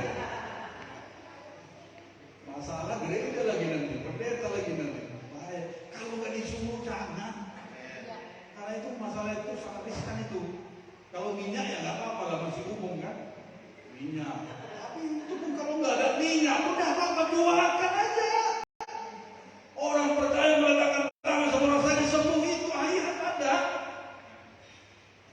Ada memang masanya hamba Tuhan datang pernah tua pengen mengoleskan minyak dalam nama Tuhan. Boleh kalau nggak ada minyak apa-apa. Kalau nggak ada minyak, apalagi harga minyak naik sekarang, minyak goreng kan? Saya dikali kalau liter minyak goreng itu setengah kilo itu. Mahal harga minyak. Ya nggak usah pakai minyak air Tuhan. Iman kita yang menyembuhkan, menyelamatkan. Yang begitu-begitu dihargai Tuhan. Kita nggak usah protes itu. Tuhan punya kekayaan yang luar biasa sama tubuhnya semua. Ada lagi pakai garam segala ya. Nah, dari mana lah mereka itu? Pokoknya semua di dasarnya itu. Garam, pakai ini segala macam. Tapi kalau sudah di perjanjian baru sudah enggak lagi, nggak usah dipakai. Amin saudara. Kalau sudah di perjanjian baru itu sudah enggak lagi, jangan dipakai lagi. Contoh, dulu perjanjian lama darah domba, memang bawa domba disembelih, darahnya diambil, dia pikiran ketutup perdamaian, menutupi pelanggaran, bukan menghapus, bukan menyucikan, menutupi supaya Tuhan jangan murka. Ya sekarang kan tidak perlu bawa kambing ke GMA, Pak, itu kan dia kita, masih ada dia kita sekarang. Ya udah, jadi bagaimana? Ya kita kalau ibadah hari ini bawa kambing masing-masing, kalau udah mau balik itu sembelih. Semua bawa kambing, berapa biayanya? Dan sanggup kita melakukan ini. Udah dikasih Tuhan mudah, jangan mempersulit. Ini maksud saya. Jadi kalau sudah di perjanjian baru sudah itu ditiadakan, ya jangan lagi. Bagus kalau punya kambing bawa, kita jual atau kita potong. Bukan lagi untuk menghapus dosa. Itu maksudnya yang begitu-gitu. Amin. Darah contoh, darah itu dari perjanjian lama sampai perjanjian baru nggak pernah dimakan darah. Kamu orang Batak itu makan itu sekali. Makanya mukanya gitu ya, ngeri-ngeri semua. Bahaya kalau kulit itu. Makan darah sekali orang Kristen.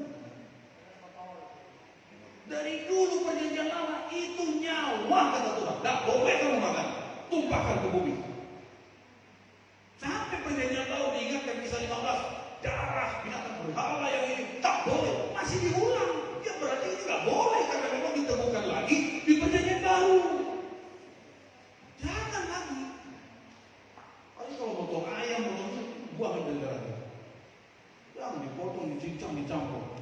Haleluya, puji Tuhan. Jangan, udah dilarang itu. Nyawa. Aduh, kalau saya tempat keluarga itu dibilangin sudah. Ya kalau pendeta tapi gimana ya? Ya katanya ya. Enak. Di sini nggak ada lagi kan? Dulu ya. Ya. Kalau mau hitam-hitam pakai kecap, apa? Aman, tak berdosa kita. Nah, yang begitu-begitu kalau sudah di perjanjian baru, memang sudah diteguhkan, jangan lagi. Kalau di perjanjian baru punya urapan, masih dibahas di kitab firman Tuhan ya. Yakobus masih ada minyak, masih ada, dia pakai nggak apa-apa. Tapi ingat, yang menyembuhkan bukan minyak, yang menyembuhkan itu Tuhan Yesus. Sehingga minyak nggak perlu disimpan kayak minyak wangi, minyak ceplang. Sakit perut dioles, kembung dioles. Itu kayu putih caplang, boleh lah. Tapi kalau minyak urapan, jangan begitu. Lihat prosesnya, hamba Tuhan yang datang, ada minyak urapan, hamba Tuhan mengolesnya dengan minyak. Kenapa harus hamba Tuhan yang mengoleskan? Karena itu bicara otoritas, bukan bicara soal minyaknya. Oh, minyaknya bisa disimpan di mana-mana. Tapi kalau nanti jadi minyak, menjadi fokus kita, bukan lagi Yesus. Tidak lagi kita menghargai otoritas yang Tuhan berikan kepada hamba-hambanya. Nah, ini dari meleset nanti. Nah, banyak sekali. Makanya ikuti, belajar. Nanti di pelajaran training itu diajarkan. Supaya nanti minyak itu jangan jadi berhala. Kayak jimat juga nanti itu. Ya kan? Minyak berapa disimpan? Apa bedanya dengan minyak dari dukun kita simpan di atas pintu? Nah, Yesus yang menyembuhkan. Tapi kalau itu perlu, boleh dikeluarkan, dioleskan dengan minyak. Tapi ingat, hanya Tuhan yang menyembuhkan. Jangan diberalakan minyak. Minyak bisa ada, emang bisa kita minyak. Kalau seperti minyak dulu, nggak bisa kita buat sekarang. Dulu minyak itu ditumbuk dengan campuran-campuran rempah-rempah yang memang ditentukan dalam hukum Taurat. Dan sekarang minyak apa? Minyak goreng, minyak ini.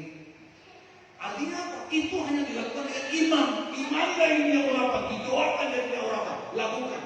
Makanya minyaknya tidak boleh berhala. Harus Yesus yang ditinggikan. Nah, saudara, dari kita belajar ya. Makanya dalam pengajaran itu nanti banyak hal-hal yang kita pelajari sehingga kita bisa semakin mengerti dan oh iya ini pokoknya. Kenapa nggak perlu kita ke kuburan berdoa minta tolong di sana? Nah ini dipelajari. belajar. Lama nggak kawin-kawin si Tiur, kata opungnya, kau nggak udah lama kau nggak pergi ke kuburan mamamu, makanya kau nggak kawin-kawin katanya. Gila dia pulang ke sana paket apa itu, paket apa, jeruk yang ini segala macam, berbualan di sana minta tolong aku bohong. Bawanya cucunya, tolong ajari ini matematika, katanya supaya pintar dia naik kelas. Kalau bisa opungnya itu bisa bangun dan bangkit, bisa ngomong. Oh, opung nggak pernah dulu belajar matematika. Karena dulu opung masa zaman Belanda yang ada mati-matian disiksa Belanda. Kalau bisa dia ngomong begitu mungkin terketik pula deh kita semua. Nah, tapi itu masih banyak dikerjakan karena nggak paham. Tuhan bilang jangan bicara, jangan bertanya, jangan bersekutu, jangan berkomunikasi. Biar orang yang sudah mati, kenapa? Orang mati itu tak di situ soalnya. Nanti kalau orang mati itu tak di situ, berarti yang ada di situ siapa? Kita ngomong sama siapa? Itu yang dirang Tuhan. Jadi animisme nanti. Sama dengan orang pergi ke pohon besar. Oh, kau tolong angka berapa malam ini? Tolong barang 2 angka saja, kau usah sampai 3 sampai 4. Nah itu apa bedanya nanti? Karena orang yang meninggal yang kita kasih, yang sudah lebih dahulu mendahului kita, dia tidak tinggal di kuburan. Itu masalahnya. Jadi kalau kita ngomong pun di situ, bukan ngomong sama dia, itu masalahnya. Yang dilarang Tuhan, jangan sampai kita merasa ngomong sama orang itu, padahal sebenarnya yang nunggu situ bukan siapa-siapa lagi selain setan, tuyul, macam-macam. Kita kasih makan, yang makan bukan dia lagi, orang lain, setan lain. Itu yang nggak boleh. Jangan itu menyakiti hati Tuhan. Jangan dia jauh. Nah dalam training nanti dia cari banyak tentang itu. Mari kita ikut belajar. Amin saudaraku. Haleluya. Terus yang belum masih sanggup ya. Saya sudah komitmen sebenarnya. Sidang pertama memakai rumah mereka untuk misi sel. Oh, haleluya. Siapa yang punya rumah di sini? Coba katakan, yang punya rumah. Yang kontrak yang darah pun apa-apa, pokoknya punya rumah. Ya. Kalau bisa rumah kita jadi tempat misi sel, tempat rumah ibadah. Amin. Mau jelek, pokoknya rumah kita. Yang penting kita ada hadirat Tuhan di sini. Banyak rumah mewah, rumah hebat, tapi Tuhan tidak diundang di sini. Yang ada perjudian, yang ada aneh-aneh, ngapain? Tuhan mau rumah-rumah kita, keluarga-keluarga kita menjadi rumah doa, menjadi rumah sembahyang. 2 Samuel 6 ayat 11-12 itu tentang tabut Allah yang dibawa dari rumah Obed-Edom. Dalam 3 bulan rumah Obed-Edom diberkati Tuhan luar biasa sampai si Daud cemburu dan minta supaya itu tabut dibawa ke Yerusalem. Dan waktu Filistin mencuri itu saudaraku, lalu mau dibawa ternyata ada bahaya, lalu ditinggalkanlah itu di tempat rumah Obed-Edom yang masih di pinggiran Yerusalem. Lalu 3 bulan saja tabut Allah itu di situ, ternyata itu diberkati luar biasa dengan segala sisi rumahnya. Melihat itulah si Daud cemburu dan dia bilang tak boleh lagi lama di situ, harus dibawa ke Yerusalem, ke Bait Allah, kembalikan ke tempatnya supaya ada perlindungan, penyertaan berkat bagi Yerusalem, bagi kita orang-orang yang percaya kepada Tuhan. Lalu dibawa lagi. Karena harga yang dibayar untuk membawa tahun itu luar biasa. Setiap 6 langkah dia potong korban. Setiap 6 langkah dia sembelih kambing domba. 6 langkah. Bayangin dari rumah Obed-Edom ke Yerusalem berapa kilometer, berapa korban yang dikorbankan. Begitulah dia menghormati, menghargai kehadiran Tuhan itu sangat luar biasa. Itu harga yang dibayarkan. Awal-awal memang dia gagal. Karena pada waktu yang dia angkat dari para pemimpin, salah dia konsepnya. Karena yang harus membawa tahun itu adalah imam-imam yang memang ditugaskan mengurus itu. Maka setelah belajar dari kondisi itu, dia siapkan imam-imam lalu dia persembahkan korban, nari-nari memuliakan Tuhan, membawa tahun itu ke Yerusalem. Sampai istrinya pun mengejek dia karena sepertinya Daud merendahkan dirinya di tengah bangsa itu. Seorang raja membuka jubah kerajaan dan menari-nari di hadapan Tuhan, menyambut tamu masuk ke Yerusalem. Jadi orang melihatnya kebodohan, orang melihatnya itu merendahkan diri. Takut Tuhan bilang, Aku berkenan sama Daud. Jadi punya hati yang mengasihi Tuhan, rela berkorban dia untuk menyambut hadirat Tuhan itu. Ini luar biasa. Jadi saudara pemilik rumah, jangan merasa beban isi sel di rumah saudara. Harus sukacita, itu kesempatan bagi kita diberkati seperti Obed-Edom. Mungkin sepertinya belum kelihatan, tapi saya tahu kehadiran Tuhan selalu membawa dampak yang baik, atmosfer yang baik. Karena kalau Tuhan hadir maka suasana surgawi yang datang. Kerajaan surga apa? Sukacita dan sejahtera, kebenaran, sukacita dan sejahtera, kuasa Roh Kudus. Kalau dukun dibawa ke rumah, apa yang datang? Hadirat neraka, setan yang datang. Dan biasanya selalu membawa manifestasi yang tidak baik dalam hidup rumah tangga kita. Tapi kalau Tuhan yang diundang, hadiratnya, kasih, berkatnya, dan kemuliaannya yang akan turun. Makanya rumah Obed-Edom diberkati luar biasa. Berdoa supaya setiap rumah-rumah kita menjadi rumah misi saya. Amin saudaraku. Jadi rumah doa. Jadi dulu nggak ada gereja besar seperti sekarang. Dulu gereja mula-mula itu di rumah-rumah memang bergiliran mereka, bergiliran. Jadi rumah-rumah seperti misi saya.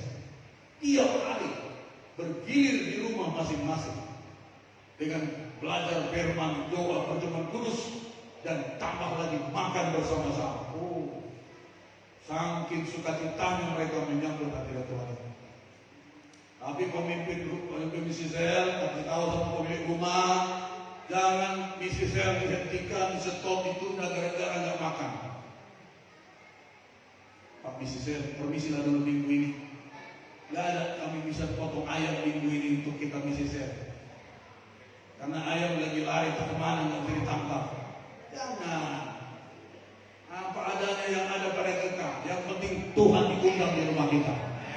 Kan tidak marah pemimpin misi sel kan? Gimana nih kau ini? Masa nggak kau potong ayam aku pemimpin misi sel di sini korban capek-capek? Nggak kau kasih kayu makan aneh-aneh kau ini? Kan tidak mungkin gitu kan? Dia suka cita lah. Pas disediakan wadai ya wadai. Teh manis kopi ya nikmati. Kalau pun tidak ada cuma air putih yang datang, puji Tuhan.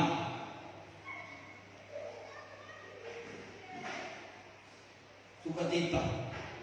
Kalaupun ada berkatnya nanti suatu ketika, ya puji Tuhan, tidak salah juga dia bikin. Tapi artinya jangan karena itu kita tidak bisa sehat. Bapak minta belum gajian ini, minggu depan kita bisa sehat ya. Gajian tak gajian, bisnisnya jangan.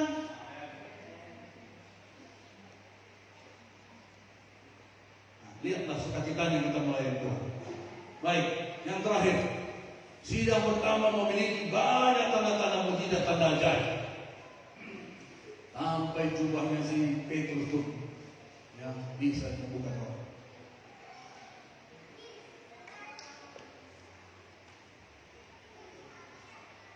Ya, setelah dia kasih dalam nama Yesus,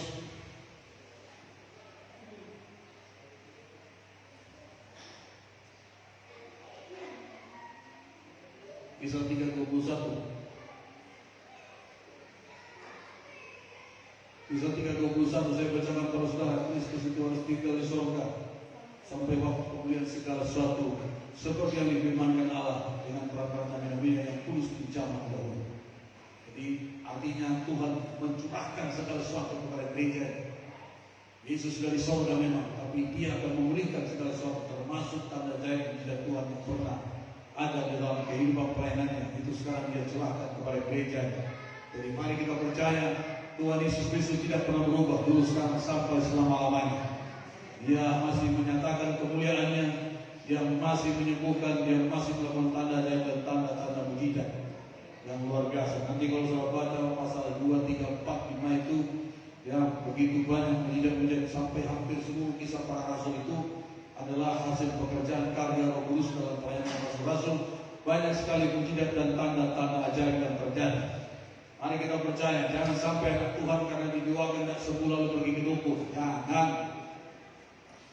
Pas sudah didoakannya Pak, tapi nggak sembuh juga, jadi nggak apa-apa lah kami cari dukun. Aduh. Jangan. Emang kalau sembuh dibuat dukun, emang terus gimana loh Pak? Boleh dia sembuh, tapi nanti kalau sembuh dia akan terikat, setan mengikat hidupnya, karena ketika dia pergi ke tempat itu, maka ada ikatan MOU dengan kerajaan ke-8. Dan orang itu tidak bisa bebas dengan sendirinya kalau dia tidak dilepaskan untuk tidak mengakui dosanya. Setan tidak pernah memberi dengan gratis, lalu minta tumbal. Mulai semakin besar berkatnya, semakin besar tumbal yang harus dibayar. Dan itu menjadi kesaksian orang-orang yang bergelumit atau yang mereka mengerjakan pekerjaan seperti itu. Termasuk Daud, hamba Tuhan, termasuk ada lagi ya, ada banyak hamba Tuhan yang latar belakangnya dari dukun-dukun kegelapan. Mereka mengakui tidak sembarangan. Setan itu kalau dia beri, dia pasti mengikat. Kutukannya akan turun kepada orang-orang yang mau tergabung di situ. Kenapa? Kadang-kadang di rumah kita, kamu melihat hantu, kamu mimpi hantu, kami kayak hantu, kami begini hantu. Memang Yesusnya di mana itu? Kok hantu aja yang lebih besar? Kemarin kami ada penampakan, matanya melalap, lidahnya seperti apa? Yesusnya di mana? Kok hantu pula yang muncul? Kami masuk rumah hantu, hantunya keluar, kami tidur enak. Itu yang harus terjadi. Amin. Gak ada orang berani nyewa rumah. 3 hari keluar, seminggu keluar, paling lama 2 minggu keluar. Ada hantu itu, rumah berhantu. Lama gak disewakan rumah itu. Masih ada buktinya sampai sekarang. Kami datang ini. Kosong itu Pak rumah itu, lama gak ada. Kenapa? Berhantu. Oh cocok itu. Itu yang dicari. Sebab harganya pasti murah. 100.000 1 bulan, 1 rumah penuh. 1, 2, 3 kamar. Ledak tuh 1 bulan, ada teras juga. Iya, lama dulu ibadah di sana jalan Arab, belum tahu kan? Rumah hantu. Memang betul. Kalau kali masuk, memang ada hantu. Karena itu papan. Jalan, siapa itu? Ada orang. Di kamar mandi, suara. Siapa yang mandi itu? Tahu Kak Yosmar? Kak Yosmar? Siapa lagi dulu? Si Majuta. Oh lo, ada. Orangnya ada. Tapi suara. Dah, Yesus. Ini terasa. Atmosfernya terasa. Sampai suatu ketika malam kami kayak ditekan dengan dia sampai. Dengar ini dia. Keluar, ayo doa. Ayo minta orang, Tuhan Yesus firman. Kalau Yesus tenggi kau jahat dan pernah digundang di sini, yang pernah dikakkan di rumah dan tanah ini semua, sekarang kami putuskan hubungannya dan kami perintahkan kau keluar dari sini dalam nama Yesus. Kau tidak boleh dari sini. Kempang untuk pintu apa itu, jendela itu, kaca napo yang berbiji-biji itu sampai kapan? Bunyi. Iya, kucing loncat, ada kucing. Wah, dari situ dia menyiapkan itu. Sampai tetangga itu bilang datang pernah bilang, teduh sekali itu Bapak Raja dia, adem sekali di sini. Karena hadirat Tuhan sudah datang. Dia membawa dia suami istri. Enak sekali di rumah Bapak ini. Itu bukan rumah saya bro, masih kontrak. Dan setannya udah keluar, ada damai sejahtera. Mereka yang ngomong, bukan saya. Sejak itu nggak ada lagi. Lalu semakin heran dia, Pak Pendeta. Masih terus dia di situ ya? Iya, tapi kenapa? Nggak ada yang pulang. Nggak ada. Tapi itu Pak Pendeta rumah setan, rumah hantu. Iya, tapi sudah kita doakan hantunya sudah keluar. Iya ya. Banyak tak orang Kristen? Waktu terjadi pembunuhan etnis dulu di Kalteng, seluruh orang Kristen pakai disuruh mobil segala bendera merah apa di pintu dipotong sabun gitu kan. Jadi waktu itu saya bilang, ini perintah siapa? Pangkal 50, Pangkal 5 ini. Oh janganlah, jangan. Jadi kami keluar tuh nggak pakai kami sebut, pemerintah, kenapa? Itu mana itu yang merah, kain merah, itu pasang. Kenapa tapi? Dia tiamu, marah nanti keluar. Itu yang pintu rumah itu, ditaruh itu anunya. Gak usah tampilkan, kita ada Tuhan Yesus. Iya tapi Tuhan Yesus dia memang, tapi harus buat juga itu.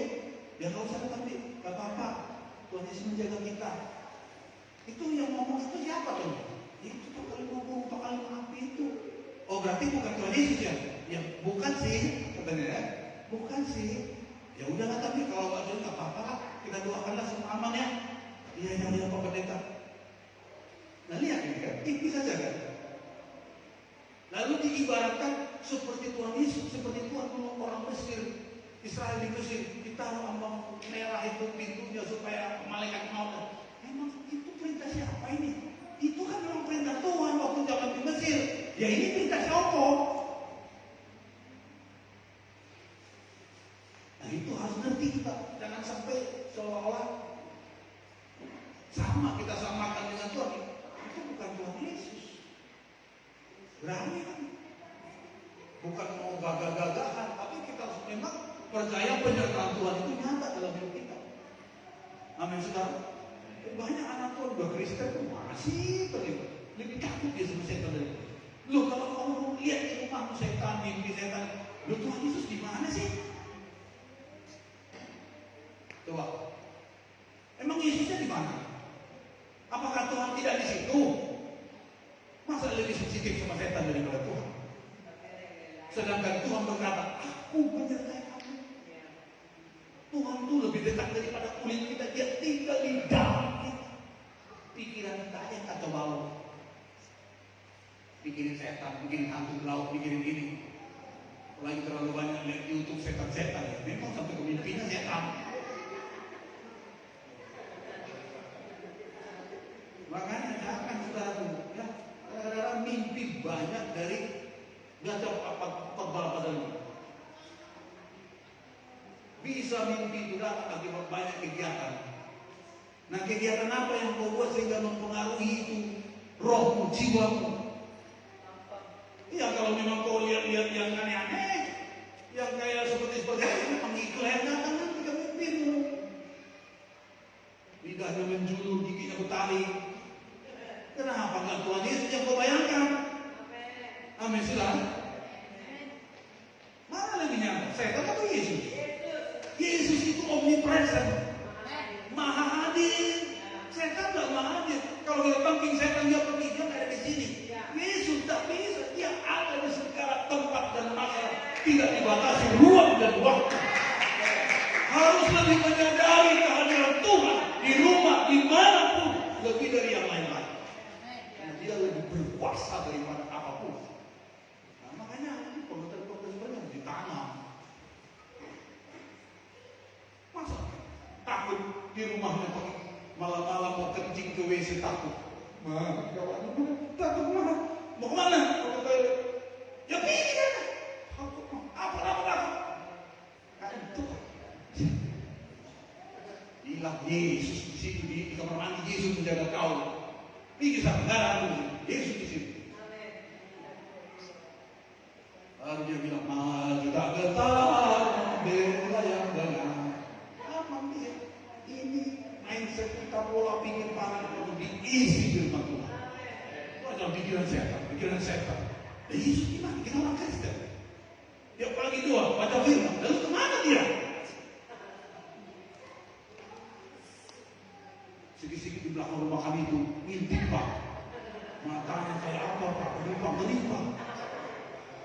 Di mana malaikat itu yang berjaga? Berkeliling sekitar orang benar. Di mana dia? Malaikat itu lebih hebat daripada kita satu itu. Nah kita lihat dia, tapi Tuhan bilang malaikat Tuhan berkemah di sekeliling orang yang takut akan dia. Berkemah itu gak satu orang, paling di atas 2 orang, paling sedikit 2 orang baru berkemah. Siap menjaga kita. Cuma kita gak lihat dia. Dan dia bekerja aktif kok. Berapa kali kalau saudara sadar mau kecelakaan, mau jatuh, tapi gak jadi, ingat itu malaikat. Bukan karena kehebatanmu. Mari kami kalau mando itu ya, musim ini. Ada lubang sih, saya pacu 120, pong, karena mau cepat katanya. Bisa 4 jam lah Pak, 2 jam pun bisa, tapi lepas bannya saya bilang. Emangnya dia mau nantang. Pegang, pakai sabuk saya bilang, pakai sabuk. Gemetaran mereka, cuma saya bikin 3 jam aja gemetaran dia. Pak masih sayang nyawa Pak. Dia dalam nama Yesus iya, tapi kami masih takut mati Pak katanya. Ya makanya kamu itu kalau mencoba boleh sesuai pesanan saya bilang. Itu belum pakai power itu, masih biasa itu. Ini obatnya ada powernya. Tangan itu semakin cepat lagi saya bilang. Belum pakai ngeri katanya. Makanya supaya berdua dalam roh di situ. Terus saya bawa enak tidur mereka membantu Tuhan. Saya malaikat tuh. Ada mobil tiba-tiba itu blokon, jadi harus melewati blokon. Malaikat terima kasih. Kalau nggak malaikat jepang. Kadang-kadang kita nggak sadar malaikat itu bekerja di luar kemampuan kita. Nah makanya saudara hati-hati, ada malaikat menyertai saudara. Nggak kita lihat dia, tapi dia ada. Malah lebih tahu lagi setan daripada itu. Dari kemana ini? Pengawal ini yang pakai pedang terhunus ini. Hebat malaikat itu menjaga anak-anak Tuhan. Cuma kadang-kadang saudara nggak menyadari itu. Kita sambung hari Minggu ya, amin. Di rumah ingat malaikat menjaga kita. Mau ketimpa pohon gak jadi, mau ini gak jadi, ada malaikat. Puji Tuhan, mari kita bangkit berdiri. Tuhan memberkati kita semua.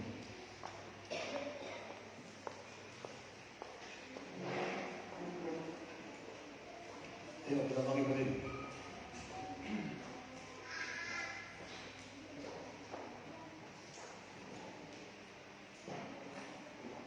Haleluya, haleluya.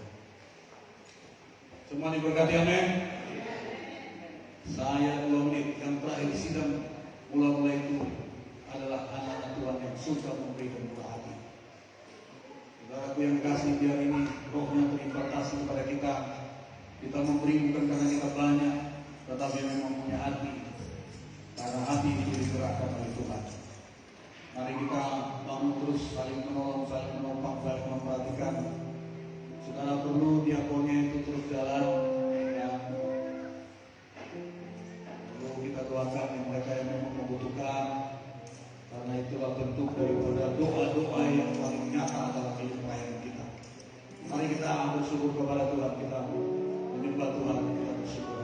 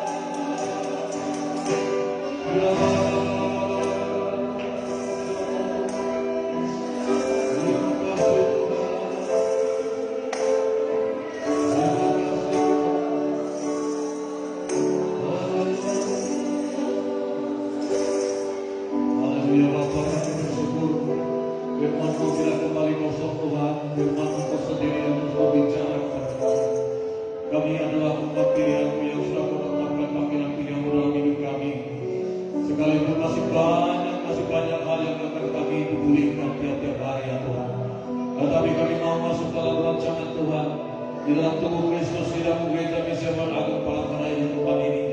Kami disatukan dalam tubuh-Mu di mana Engkau menjadi kepala bagi kami. Kami menerima kehidupan, tuntunan, arahan, hikmat, kewahyuan dalam pengenalan akan Engkau semakin bertambah-tambah Tuhan, sehingga kami semakin mengenal Engkau Tuhan dan Juru Selamat kami. Kami boleh bergaul intim, bersekutu, dan mengerti akan segala rancangan kehendak-Mu. Dan kami mau berkomitmen mempercayai rancangan-Mu, dan kami mau mengerjakannya, menyelesaikannya sampai akhir finisnya, sampai Kau datang, sampai kami pulang ke surga. Tuhan, yang kelihatan ini sementara, tetapi yang tidak kelihatan, yaitu respon kami terhadap kebenaran, di mana hidup kami diubahkan menjadi seperti Yesus.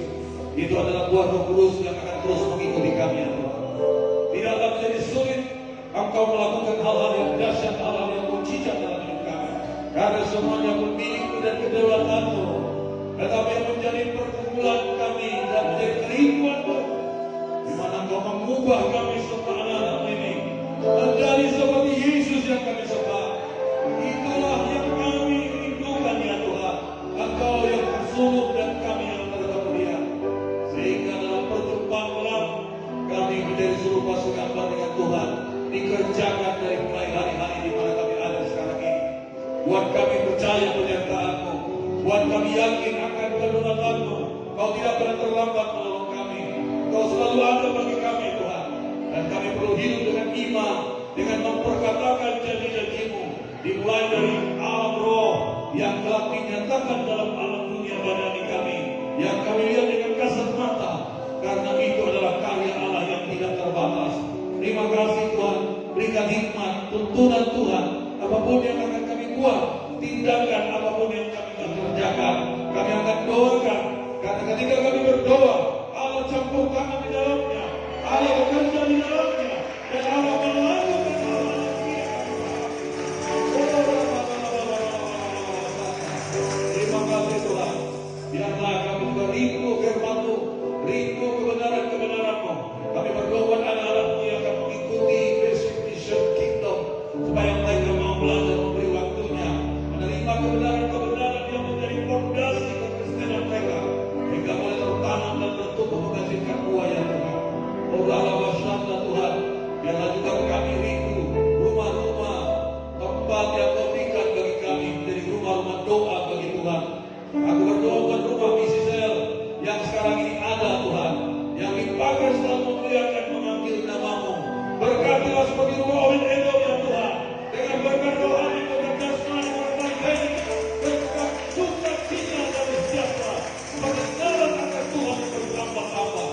Engkau yang bahkan bagi setiap rumah-rumah misi sel, karena itu pun daripada Tuhan kami persembahkan untuk kemuliaan nama Tuhan. Bapa, terima kasih. Kami juga rindu menjadi anak-anak-Mu yang bermurah seperti Engkau, Tuhan. Sama seperti Engkau telah menyatakan kasih-Mu kepada kami, dan kami tidak akan pernah bisa membalas itu. Tapi kami mau bersuka-cita melakukan apa yang terbaik bagi Tuhan. Bila hati yang berubah, hati yang memberi, hati yang berkorban, seperti Bapa telah berkorban kepada kami memberikan anaknya. Tidak ada pengorbanan yang lebih besar daripada itu, yaitu Allah mengerjakan anaknya yang tunggal, supaya setiap kami manusia yang percaya kepada karyanya, kami diselamatkan, beroleh hidup kekal, dan beroleh jaminan pemeliharaan setelah kami ada dalam dunia yang singkat ini. Terima kasih Tuhan, terima kasih buat kami memikirkan hal-hal yang kekal. Kami fokus kepada hal-hal yang kekal, karena yang kelihatan ini hanya sementara, bisa berubah dan bertambah usang Tuhan. Tetapi pengenalan kami dengan Tuhan, hubungan kami, persekutuan kami dengan Tuhan, membuat kami semakin sempurna, menjadi serupa seperti Yesus yang kami sembah. Berkati kami semua, berikan kami hikmat mengatasi kondisi-kondisi yang sulit, dan kami tidak melepaskan iman keyakinan kami, karena kami tahu tidak ada jalan ke surga selain Yesus. Tidak ada yang bisa menggantikannya, Tuhan. Betapa berharganya kami di mata-Mu, Tuhan. Bersyukur perlindungan-Mu siang dan malam. Ada malaikat-malaikat surga yang selalu berkemah bagi kami, yang selalu berjalan menyertai kami, anak-anak-Mu, Tuhan. Oh, biarlah kami menyadari kehadiran Tuhan yang lebih nyata dalam hidup kami, baik di rumah, di keluarga, di tempat pekerjaan, dalam perjalanan hidup, dan apapun aktivitas kami. Sungguh Engkau berimanuel bersama dengan kami, tidak pernah kasih Bapa, memberkati kami semua pada hari ini. Dalam nama Yesus kami bersyukur, dan dalam nama Yesus kami satu hati mematahkan kerojahan, keraguan, kebimbangan, kecemasan, kekhawatiran hidup, semua keinginan mata, keinginan daging dan keinginan hidup yang tidak berasal daripada Bapa. Kami tolak perintahkan Bapa di dalam nama Yesus. Tidak menguasai pikiran, perasaan, semua keinginan kami di dalam nama Tuhan Yesus. Tidak bisa diimpartasikan kepada kami. Biarlah kami hanya menerima impartasi dan kebenaran firman, impartasi dan kuasa Allah, kuasa Roh Kudus yang mengubah kami, yang mengendalikan kami, yang memimpin kami, sehingga kalau jantung tidak tergeletar ya Tuhan, tetapi kami boleh bangun dan kuat kembali karena Engkau ada di dalam kami. Terima kasih. Yang sakit sembuh Tuhan, tubuh-tubuh yang lemah Kau kuatkan hari ini. Oleh minum-minum Yesus kami sembuh, oleh minum-minum Yesus kami sehat Tuhan. Di dalam nama Yesus, di ruangan ini maupun di rumah-rumah, Tuhan sembuhkan, Tuhan berikan, Tuhan jawab doa-doa, Tuhan jawab kebutuhan-kebutuhan yang menjadi Tuhan. Tidaklah sulit Kau melakukannya, karena kami percaya kepada-Mu. Berkati kami dengan kelimpahan Tuhan.